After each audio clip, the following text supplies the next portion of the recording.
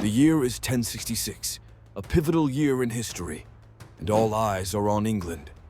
But while many tales of this time focus on the Norman Conquest, there is another warrior whose story is etched in the annals of history.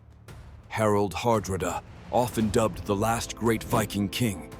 Born in Norway in 1015, Harald Sigurdsson earned the epithet Hardrada, meaning hard ruler. From a young age, Harald was thrust into a world of political intrigue and violent warfare. At the tender age of 15, he found himself embroiled in battle alongside his half-brother, King Olaf II of Norway, in the Battle of Stiklestad. The battle was lost, Olaf was killed, and young Harald was forced into exile. Yet this was only the beginning of a saga that would span continents and cement his legacy. During his exile, Harald sought fortune and glory as a mercenary.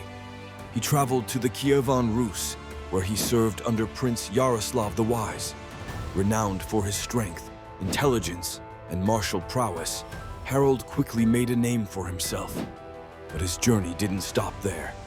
Harald's quest for power led him to the famed Varangian Guard in the Byzantine Empire. Elite warriors revered for their loyalty and valor.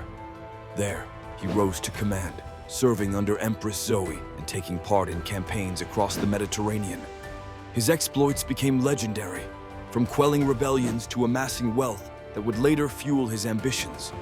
In 1046, fortune smiled upon him again when he returned to Norway. Seizing the throne, Harald's rule was marked by his unyielding nature and efforts to consolidate his kingdom. His reign wasn't without its challenges. The internal strife and conflicts with neighboring countries were unending. Yet he proved to be a shrewd and formidable ruler, strategically strengthening his hold over Norway with an iron fist. Despite his achievements, Harald's eyes were set beyond the Nordic seas. The English throne beckoned, a prize he believed was rightfully his due to prior treaties and familial claims. Harald's invasion of England in 1066 was audacious but calculated. Leading a fleet of around 300 ships and 10,000 warriors, he landed in Yorkshire, striking swiftly and capturing York. His victory at the Battle of Fulford against a local English force was imposing, yet short-lived. History took a dramatic turn at the Battle of Stamford Bridge. King Harold Godwinson of England, responding with remarkable speed, mustered his forces to confront the Norse invader. On September 25th, the two armies clashed. The battle was brutal and bloody, but it was here that Harald met his end.